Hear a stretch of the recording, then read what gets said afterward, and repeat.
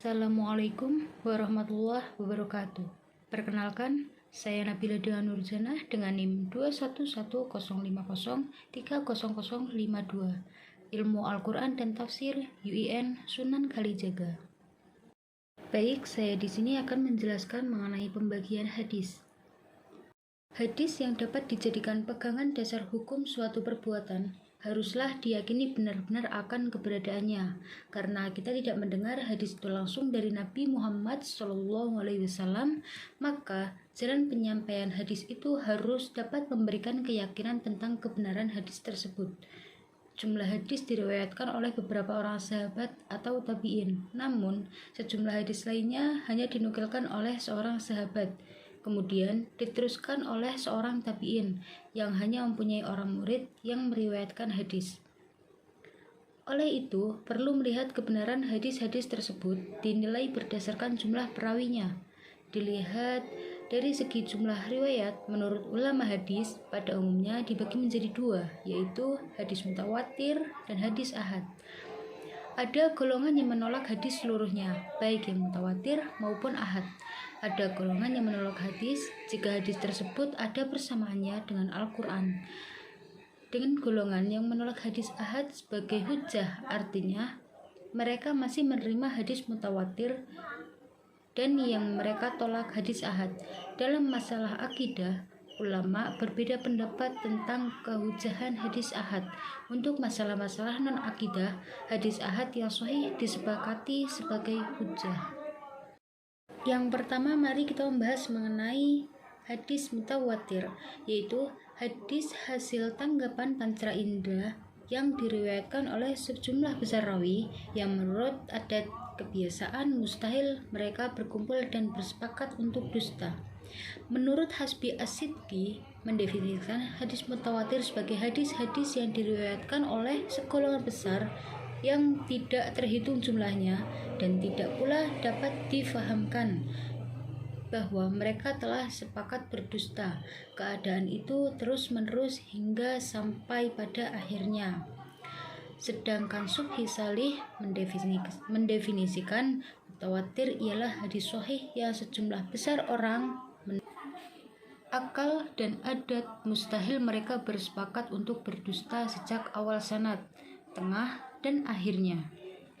Hadis mutawatir adalah hadis yang diriwayatkan oleh sejumlah orang pada setiap tingkat sanadnya yang menurut tradisi mustahil bagi mereka bersepakat untuk berdusta, dan karena itu diyakini kebenarannya.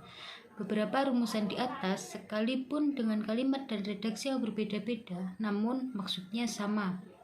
Pada pokoknya ialah hadis yang diriwayatkan oleh banyak orang di setiap generasi, sejak generasi sahabat hingga generasi akhir atau penulis kitab, yang mana orang banyak tersebut layaknya mustahil bersepakat untuk bohong. Dengan demikian, tidak dikategorikan dalam hadis mutawatir segala berita yang diriwayatkan dengan tidak bersandar pada panca indera, juga segala berita yang diriwayatkan oleh orang banyak, tetapi mungkin mereka bersepakat mengadakan berita-berita itu secara dusta. Hadis mutawatir betul-betul bersumber dari Nabi Muhammad SAW. Hadis mutawatir sama dengan Al-Quran dalam hal keautentikannya karena keduanya maitul wurud, yaitu sesuatu yang pasti datangnya. Dan para ulama sepakat bahwa hadis mutawatir wajib diamalkan dalam seluruh aspek, termasuk dalam bidang akidah. Lalu, dan apabila perawi itu berjumlah banyak dan secara mudah dapat diketahui bahwa sekian banyak perawi itu tidak mungkin bersepakat untuk berdusta, maka penyampaian itu secara mutawatir. Selanjutnya, syarat-syarat hadis mutawatir. Para ahli hadis dalam mensyaratkan hadis mutawatir tidak jauh beda antara satu dengan yang lain, yaitu hadis itu diperoleh dari Nabi atas dasar panca indera yang yakin. Maksudnya bahwa perawi dalam memperoleh hadis Nabi haruslah benar-benar dari pendengaran atau penglihatan sendiri.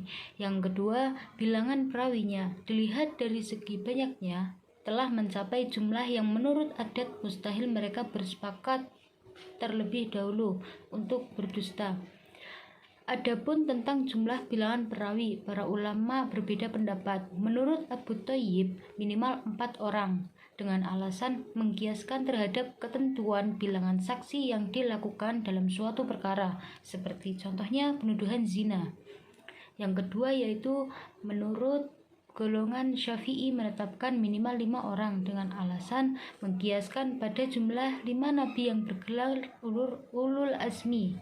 Yang ketiga, sebagian ulama ada yang menetapkan minimal 20 orang dengan alasan mengkiaskan bilangan 20 orang tersebut dalam surat Al-Anfal ayat 65 yang berarti, wahai Nabi, kobarkanlah semangat para mukmin untuk berperang. Jika ada 20 orang yang sabar di antara kamu, niscaya mereka dapat mengalahkan 200 orang musuh. Dan jika ada 200 orang di antara kamu, niscaya mereka dapat mengalahkan 1000 orang kafir, karena orang kafir itu adalah kaum yang tidak mengerti. Selanjutnya yaitu sebagian ulama ada yang menetapkan minimal 40 orang, ada yang menetapkan minimal 10 orang dan 12 orang atau 70 orang dan lain-lain.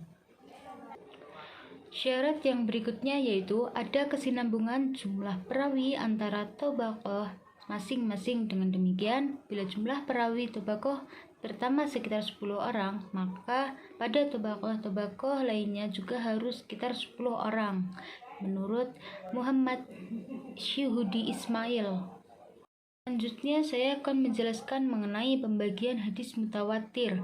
Para ahli membagi hadis mutawatir menjadi 2 bagian, yakni mutawatir lafzi dan mutawatir maknawi. Endang Sutri mengatakan bahwa hadis mutawatir terbagi menjadi 3 macam, yakni mutawatir lafzi, mutawatir maknawi, dan mutawatir amali. Hadis mutawatir lafzi ialah hadis mutawatir yang berlafaz dan maknanya sesuai antara riwayat satu dengan riwayat lainnya. Menurut Abu Bakar Al-Bazar, hadis tersebut diriwayatkan oleh 40 orang sahabat, dan sebagian ulama mengatakan bahwa hadis tersebut diriwayatkan oleh 60 orang sahabat dengan lafaz dan makna yang sama. Hadis mutawatir maknawi ialah hadis yang lafaz atau maknanya berlainan antara suatu riwayat dengan riwayat lain, tapi terdapat penyesuaian makna umum. Hal ini sebagaimana dinyatakan dalam akidah ilmu hadis. Hadis yang berlainan bunyi dan maknanya, tapi dapat diambil makna umum. Contohnya hadis tentang mengangkat tangan dikala berdoa. Selanjutnya yaitu hadis mutawatir amali, yaitu sesuatu yang diketahui dengan mudah bahwa ia dari agama dan telah mutawatir dari kalangan umat Islam, bahwa Nabi Muhammad SAW mengajarkan atau menyuruhnya, atau selain dari itu. Dari hal itu dapat dikatakan soal yang telah disepakati. Contohnya yaitu berita-berita yang menerangkan waktu rakaat salat jenazah, salat id, kadar zakat, dan segala rupa yang telah menjadi kesepakatan atau ijma. Para ulama dan segenap umat Islam sepakat pendapatnya bahwa hadis mutawatir memberi faedah ilmu zuhri, yaitu suatu keharusan untuk menerima secara bulat suatu yang telah diberikan oleh hadis mutawatir tersebut, sehingga membawa kepada keyakinan yang qat'i atau pasti. Hadis mutawatir ini tidak diteliti lagi tentang keadilan dan kekuatan hafalan rawi karena jumlah rawi sudah menjadi jaminan untuk adanya persepakatan berdusta. Hadis mutawatir tidak menjadi objek pembicaraan ilmu hadis dari segi maqbul mardud suatu hadis. Selanjutnya saya akan menjelaskan mengenai hadis ahad. Hadis ahad yaitu suatu hadis yang jumlah pemberitaannya tidak mencapai jumlah pemberitaan hadis mutawatir, baik pemberitaan itu 1 orang, 2 orang, 3 orang, 4 orang, dan seterusnya.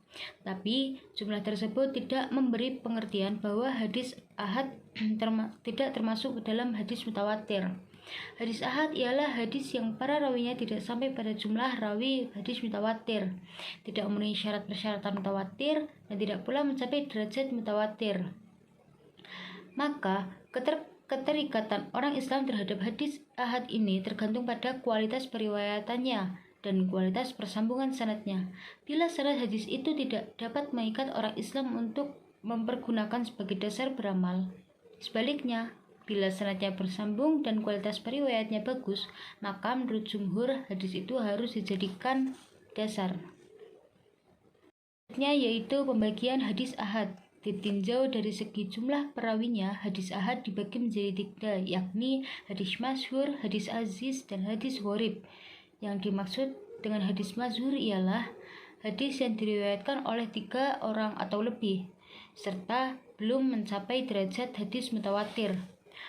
Hadis masyhur disebut juga sebagai hadis mustafid, walaupun terdapat perbedaan, yakni bahwa pada hadis mustafid jumlah perawinya 3 orang atau lebih, sejak tingkatan pertama, kedua, sampai terakhir.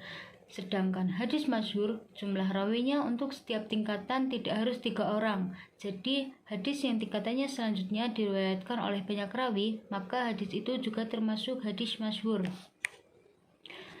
Macam-macam hadis masyhur terbagi kepada yang pertama, masyhur di kalangan para golongan muhaddisin dan lainnya.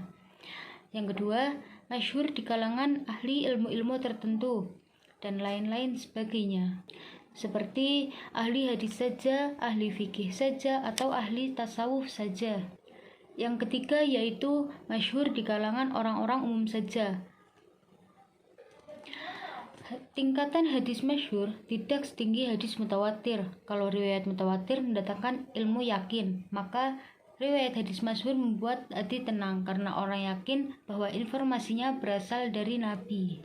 Selanjutnya yaitu hadis aziz. Ialah hadis yang diriwayatkan oleh 2 orang, walaupun 2 orang perawi tersebut terdapat pada suatu tabaqah saja. Kemudian setelah itu orang-orang pada meriwayatkannya. Berdasarkan pengertian tersebut bahwa hadis aziz bukanlah hanya diriwayatkan oleh 2 orang rawi pada setiap tabaqah, tetapi sekali pada salah satu tabaqah saja didapati 2 orang rawi sudah bisa dikatakan hadis aziz.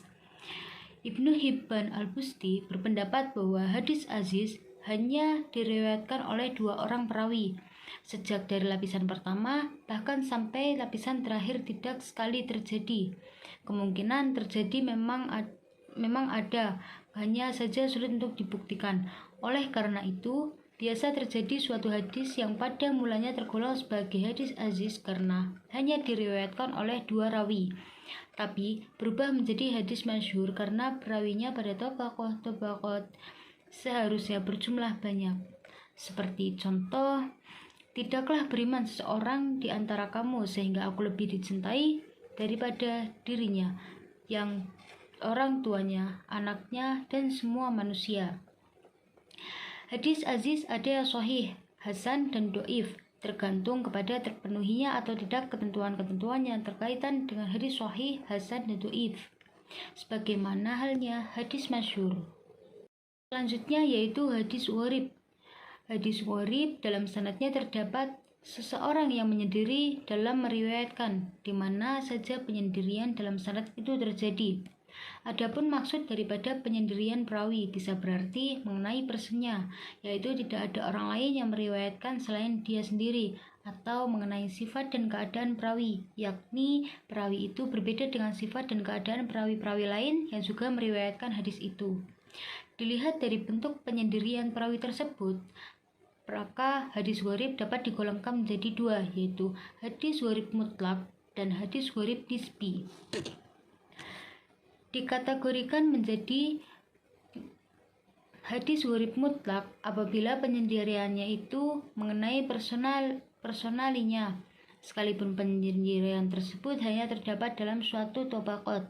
Penyendirian hadis gharib mutlak ini harus dipangkal di tempat asli sanad, yakni tabi'i, bukan sahabat, karena yang menjadi tujuan perbincangan penyendirian perawi dalam hadis ini menetapkan apakah ia dapat diterima atau tidak.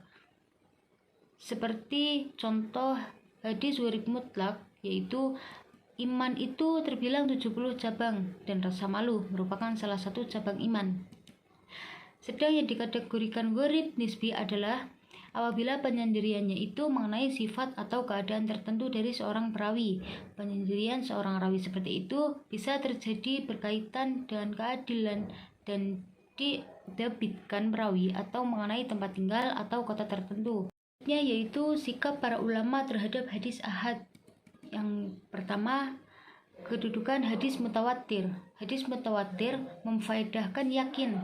Hadis ahad memfaedahkan dan, yakni yakin yang tidak seberapa kuat. Para ahli berpendapat bahwa hadis mutawatir ini wajib dengan yakin dan wajib diamalkan. Hadis mutawatir sama derajatnya dengan nas Al-Quran, karena mengingkari hadis mutawatir sama dengan mengingkari Al-Quran dan dihukum kafir. Selanjutnya yaitu kedudukan hadis ahad. Hadis ahad yang makbul atau berkualitas sahih bila berhubungan dengan masalah hukum, maka menurut jumhur ulama wajib diamalkan. Namun, masalah yang berkaitan dengan soal akidah, ulama berselisih pendapat. Ada yang mengatakan bahwa hadis ahad dapat digunakan sebagai dalil untuk menetapkan masalah akidah, karena hadis ahad yang sahih memfaedahkan ilmu, dan yang memfaedahkan ilmu wajib diamalkan. Pendapat kedua yaitu hadis ahad meskipun memenuhi syarat tetap tidak dapat dijadikan dalil terhadap penetapan akidah, karena hadis ahad berstatus memfaedahkan dzanni. Soal akidah adalah soal keyakinan, maka yang yakin tidak dapat didasarkan dengan petunjuk yang masih dzanni. Selanjutnya yaitu pendapat ulama tentang pemakaian hadis ahad. Sebagian ulama menetapkan bahwa hadis ahad diamalkan dalam beberapa bidang. Hal semacam dituturkan pula oleh Imam Ibnu Hazm bahwa para ulama secara keseluruhan telah menjadikan hadis ahad sebagai hujjah dalam agama, baik dalam masalah akidah, syariah maupun akhlak. Namun, pendapat demikian ternyata tidak semua kelompok dan ulama sependapat. Sebagian ulama menetapkan bahwa hadis ahad itu wajib diamalkan dalam urusan amaliyah, ibadah, dan hukum badan saja, tidak boleh dipakai dalam urusan akidah. Syekh Muhammad Abduh dalam kaitannya dengan hadis, beliau menolak hadis ahad untuk dijadikan dalil dalam masalah akidah. Begitu pula kelompok Mu'tazilah, mereka menolak hadis ahad sebagai hujjah dalam akidah. Bahkan ada kelompok yang bernama Ahlul Quran yang dipimpin oleh Ghulam Ahmad Paures. Kelompok ini tidak mengakui hadis Nabi sebagai sumber ajaran Islam. Bukan hanya hadis ahad yang ditolak, tetapi juga hadis mutawatir. Jadi kesimpulannya, hadis dilihat dari segi jumlah riwayat. Menurut ulama, hadis pada umumnya dibagi menjadi dua, yaitu hadis mutawatir dan ahad, sehingga hadis masyhur termasuk bagian dari hadis ahad. Hadis mutawatir dapat dikelompokkan dalam dua kelompok, yaitu mutawatir lafzi dan mutawatir maknawi. Hanya sejumlah kecil hadis-hadis mutawatir lafzi. Artinya seluruh perawi menggunakan ungkapan yang sama dalam menuturkan hadis tersebut. Adapun mutawatir maknawi yang meriwayatkan hadis tersebut dengan mengambil maknanya saja, sedangkan ungkapan kata-katanya berasal dari perawi itu sendiri dan cukup banyak jumlahnya. Hadis ahad ialah hadis yang perawinya tidak mencapai, terkadang mendekati jumlah mutawatir. Hadis ahad terbagi pada hadis masyhur, hadis aziz, dan hadis gharib. Meskipun telah jelas dalil-dalil yang menunjukkan bahwa hadis itu merupakan salah satu sumber hukum Islam, akan tapi ada juga sekelompok orang dan umat Islam yang menolak terhadap hadis sebagai sumber syariat Islam.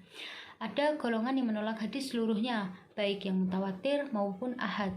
Ada golongan yang menolak hadis jika hadis tersebut ada persamaannya dengan Al-Quran, dan golongan yang menolak hadis ahad menjadi hujjah, artinya mereka masih menerima hadis mutawatir dan mereka menolak hadis ahad.